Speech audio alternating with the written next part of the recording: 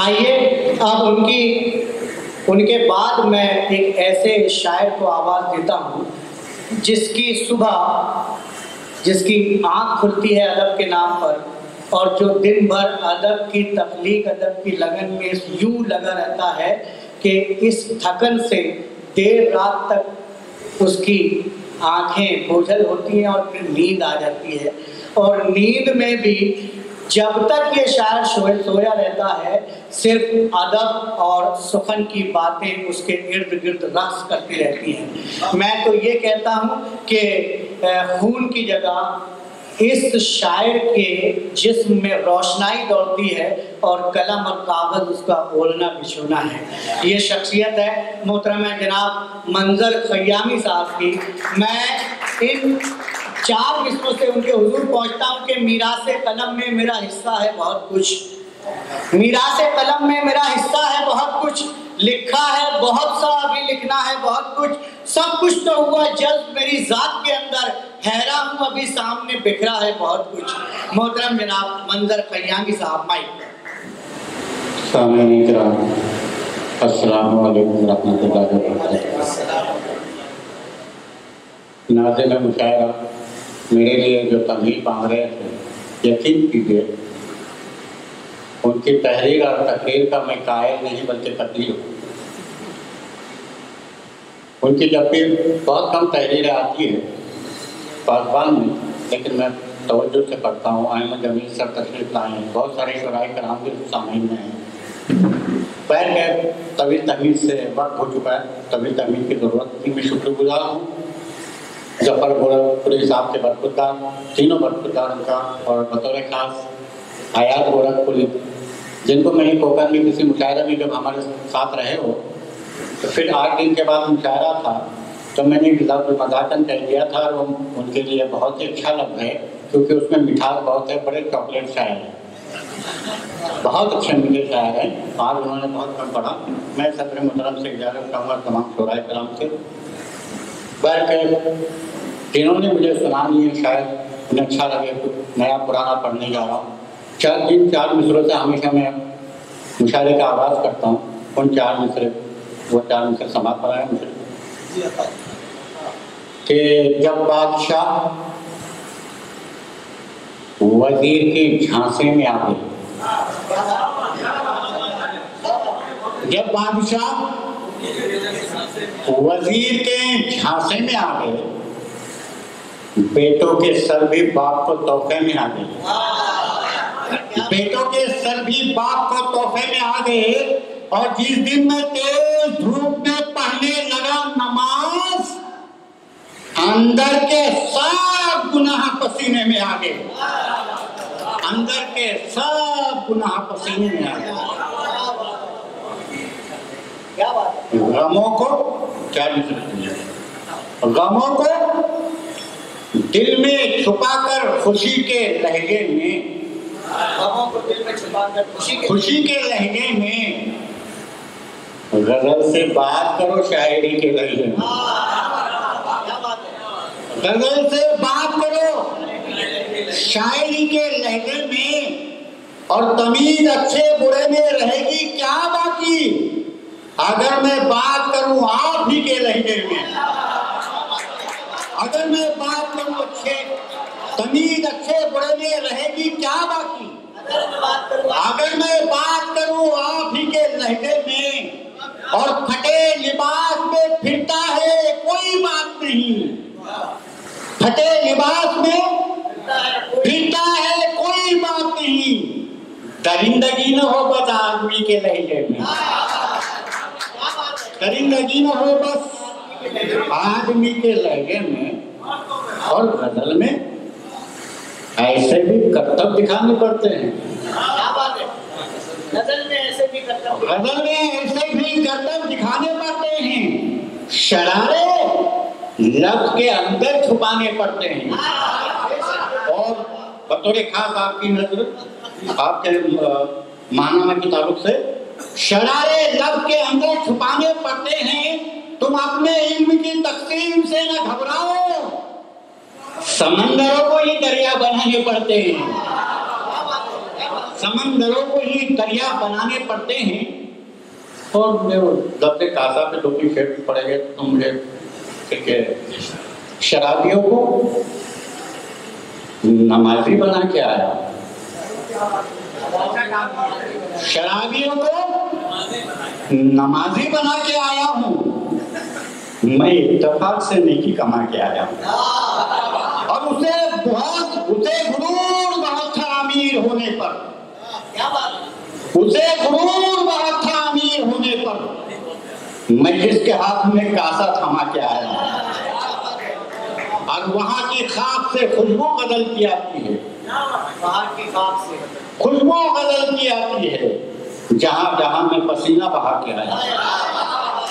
जहां जहां मैं पसीना बहा के आया हूँ। और चार मिसरे सुनिएगा कि कुछ अलग रहेंगे। कहते हैं कि भाई चाय बूढ़ा हो जाता है तो रंगीन शेड नहीं करता, हम चार मिसरे समाए और बिल्कुल सच्चे सच्चे पेश कर रहा हूँ कि बहुत से खून के रिश्ते नहीं बदलते क्या, क्या बात आया साहब और हमीद खान साहब हैदराबाद से तशरीफ लाए, उनसे सभी से तो होंगे, बहुत से खून के रिश्ते नहीं बदलते क्या, अब अस्पताल में बच्चे नहीं बदलते क्या, बहुत से खून के रिश्ते नहीं बदलते क्या, अब अस्पताल में बच्चे नहीं बदलते क्या, शबाब फिर से बुजुर्गों पे क्यों ना आएगा, पुरानी कार के पुर्जे नहीं बदलते क्या,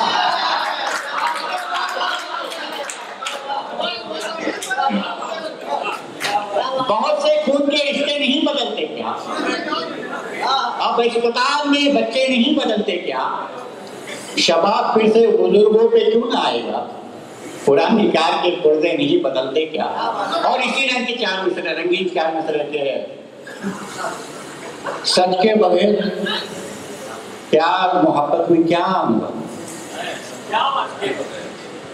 खुशबू नहीं तो फूल के रंगत में क्या आऊंगा, और एहसास दे रही है ये गुमनामियां मेरी, मंजर बजा तो फन में है, शोहरत में क्या मिला, और रोज रोज आपसे कब तक मिले कोई, रोज रोज आपसे कब तक मिले कोई, मिलने का लुत्फ जब है अचानक मिले कोई, और शोहरत जरा सी क्या मिली, ऐसा वो खुश हुआ कूड़े में जैसे बांझ को बालक मिले कोई, कूड़े में जैसे बांझ को बालक मिले कोई। अब मैं कोशिश कर रहा तरन्नुम से, क्योंकि सभी तरन्नुम से पढ़ने वाले की आवाज़ खींची गई है, शायद नकल साहब के अलावा शायद दुआ पढ़ के आए थे हो, कोशिश करूँगा कि थोड़ा सा मैंने 3 बार मंजर साहब पे नाप लिया था। हाँ, ये गजल जिन्होंने नहीं सुनी उनके लिए माशाल्लाह, ये गजल इनकलाब में 2 हफ्ते लगातार छपी, ये भी आप। उसके बाद इनकलाब से लेकर हैदराबाद के अखबार में, बेंगलोर के अखबार में, और मैं इसको मजे लेके पढ़ता हूँ। मतलब फकीरों की निदा सुनकर,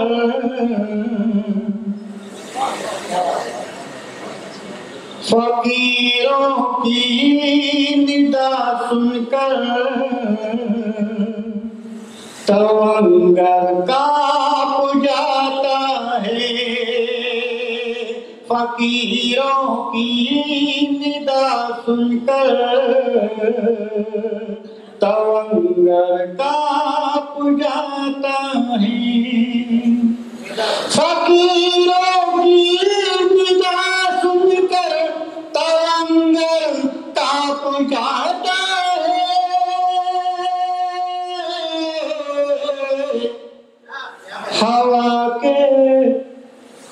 हवा के जोर से अक्सर समंदर कांप जाता है, हवा के जोर से से अक्सर समंदर कांप जाता है। मेरा पसंदीदा शेर दे रहा हूँ सब, आपकी नजर कर रहा हूँ सब शेर। किसी मजलूम का आंसू बज़ाहिर बूंद भर पानी, क्या बात है, बहुत अच्छा मिसरा है। किसी मजलूम का आंसू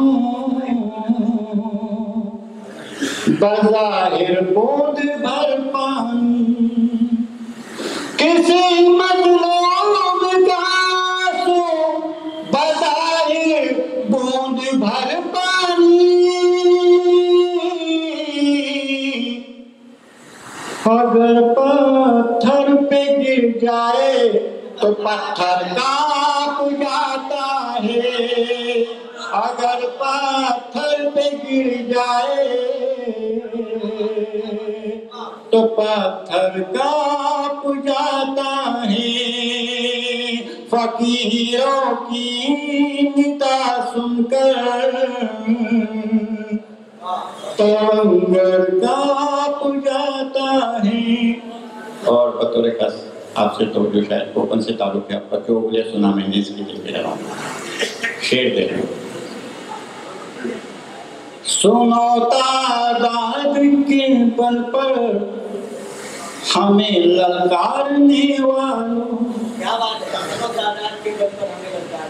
सुनो तादाद के बल पर हमें ललकारने वालों, सुनो तादाद के बल पर हमें ललकारने वालों, सुनो तादाद के बल पर हमें ललकारने वालों,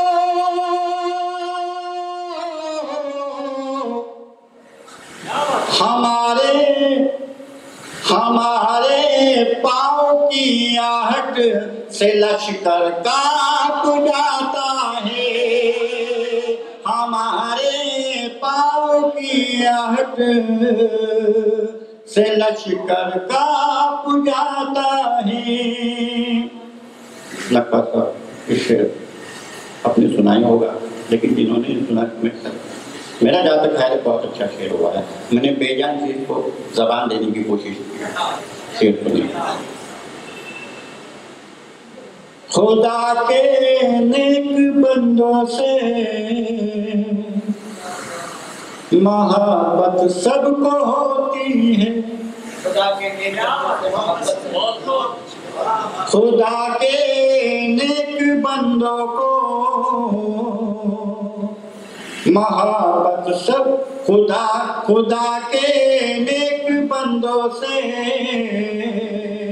मोहब्बत सबको होती है। जब मेरे पूरा वीडियो कर रहे हैं, क्या मुझे दाद इसलिए उनकी दाद नहीं मिल रही, एक बार तो दाद नहीं मिली। खुदा के नेक बंदों से मोहब्बत सबको होती है,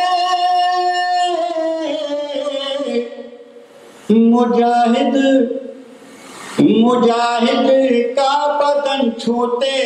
ही खंजर कांप जाता है, मुजाहिद का बदन छूते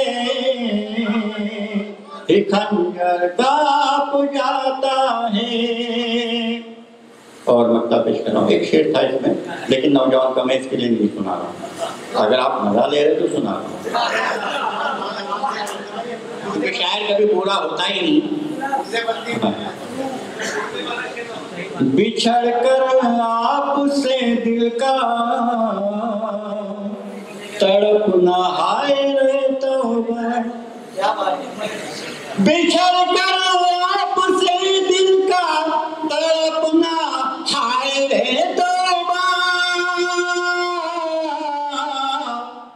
के जैसे जाल में फंसकर कबूतर कांप जाता है, कि जैसे जाल में फंसकर कबूतर कांप जाता है। जाने वाले शायर साहब میرا مقطع سن کے جائیے، مقطع سنیے گا۔ شعور علم و فن منظر جسے حاصل ہو دنیا میں، شعور علم و فن منظر جسے حاصل ہو دنیا میں، خود اپنے شعر پڑھ کر بھی سخنور کاپ جاتا ہے، خود اپنے شعر پڑھ کر بھی سخنور کاپ جاتا ہے۔ ایسا بھی مطلب ایک شعر ترنم سے سنا رہا ہوں، اس کے بعد زحمت تمام اپنی جگہ لے لوں گا۔ ستارے یوں ہی نہیں، ستارے یوں ہی نہیں احترام کرتے ہیں، ستارے یوں ہی نہیں۔ امتیاز بھائی 4 مصرے سنے گا آپ کے والد محترم کے، مطلب ان کے حوالے سے، آپ مرحوم میں نہیں کہہ رہا ہوں، 4 مصرے سنے گا، حق ادا کرو۔ شاید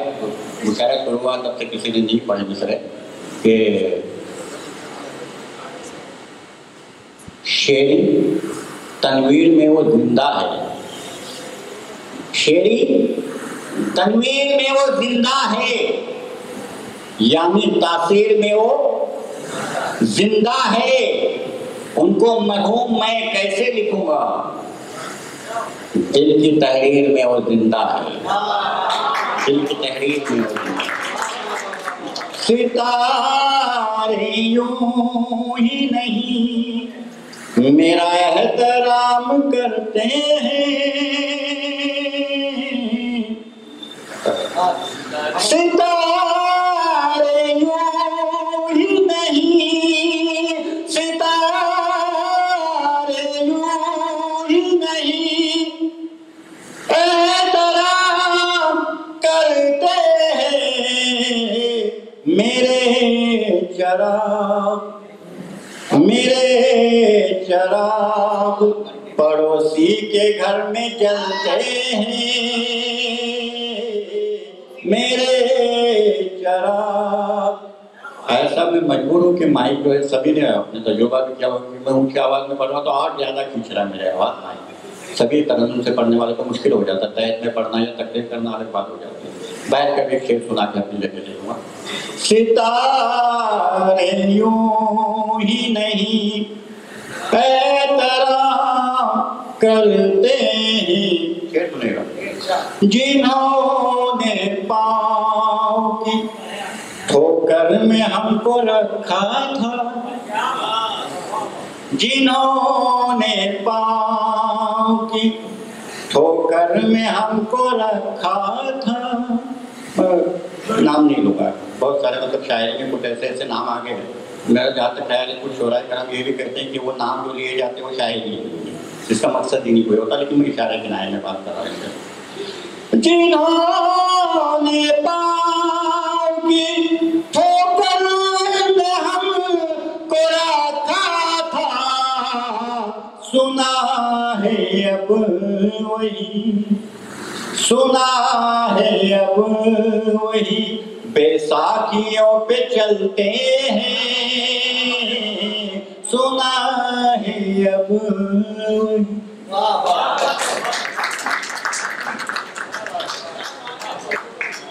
محترم جناب منظر خیامی صاحب کو آپ سے بات کرنا رہے ہیں۔ ایک شعر پڑھا محترم منظر خیامی صاحب نے کہ ستارے یوں ہی نہیں احترام کرتے ہیں، میرے چراغ پڑوسی کے گھر میں جلتے ہیں۔ ایک ابہام ہے شعر کے اندر کہ ہاں بالکل ٹائم نہیں ہے تو کرنا ہی پڑے گا۔ میں یہ کہہ رہا تھا کہ بشیر بدر نے ایک شعر کہا تھا کہ چاند نے رات مجھ کو جگا کر کہا، چاند نے رات مجھ کو جگا کر کہا ایک لڑکی تمہارا پتہ لے گئی. جناب ثقلین حیدر صاحب نظامت کر رہے تھے اور انہوں نے اس کی وضاحت کی کہ آپ کنفیوز نہ ہو، چاند اصل میں بشیر بدر صاحب کے چوکیدار کا نام ہے. تو یہاں پر بھی کچھ ایسا ہی معاملہ پیش ہوتا ہے کہ میرے چراغ پڑوسی کے گھر میں جلتے ہیں. دوستوں، مسعود اسد صاحب، آپ کو میں ایک بات بتاؤں کہ یہ محفل ایسی محفل ہے کہ جہاں کا ایک ایک سامع 1000 سامع کے برابر ہے. محترم جناب بہت ہی علمی ادبی شخصیت محترم جناب اشفاق کمار صاحب تشریف رکھتے ہیں، سراج الدین چوغلے صاحب ہیں، پرویز صاحب ہیں. آپ کا شاید اس محفل میں کم کا معنی ہوتا ہوگا، لیکن میں بخوبی جانتا ہوں، میں سامعین کی صفوں میں بیٹھ کر میں نے دیکھا ہے، یہ وہ حضرات ہیں جنہیں فن سے محبت ہے، ادب سے محبت ہے، اور یہ آخر مشاہدہ تک بے شک